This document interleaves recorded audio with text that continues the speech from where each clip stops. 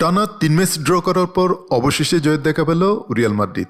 দলকে জেতাতে জোড়া গোল করেন ফরাসি তারকা কিলিয়ান এমবাপ্পে, গোল পেয়েছেন এদুয়ার্দো কামাভিঙ্গাও। বুধবার অ্যাথলেটিক বিলবাওর মাঠে গিয়ে রিয়াল জিতেছে 3-0 গোলে। এই জয়ে লা লিগায় টানা 3 ম্যাচ জয়হীন ধারার অবসান ঘটিয়ে বার্সেলোনার সঙ্গে ব্যবধান কমিয়ে আনল জাভি আলোনসোর দল। 15 ম্যাচে 36 পয়েন্ট নিয়ে তালিকার দ্বিতীয় স্থানেই থাকল রিয়াল। শীর্ষে থাকা বার্সেলোনার চেয়ে তারা এখন মাত্র 1 পয়েন্ট পিছিয়ে। ম্যাচের শুরুটা দারুণ করে রিয়াল। 7ম মিনিটেই গোল করে দলের খাতা খোলেন এমবাপ্পে। মাঝমাঠের কাছে একটি লং বল নিয়ন্ত্রণে নিয়ে তিনি দুজন ডিফেন্ডারকে কাটিয়ে একক প্রচেষ্টায় দ্রুত গতিতে এগিয়ে যান এবং পেনাল্টি বক্সের কোণা থেকে বাগানো এক দর্শনীয় শটে বল জালে জড়ান। প্রথমার্ধের ঠিক আগ মুহূর্তে ব্যবধান দ্বিগুণ করে মাদ্রিদ। দৃষ্টির আক্রমণের এক পর্যায়ে ডান প্রান্ত থেকে ফার পোস্টে দুর্দান্ত এক ক্রস বাড়ান ট্রেন্ট আলেকজান্ডার আর্নল্ড।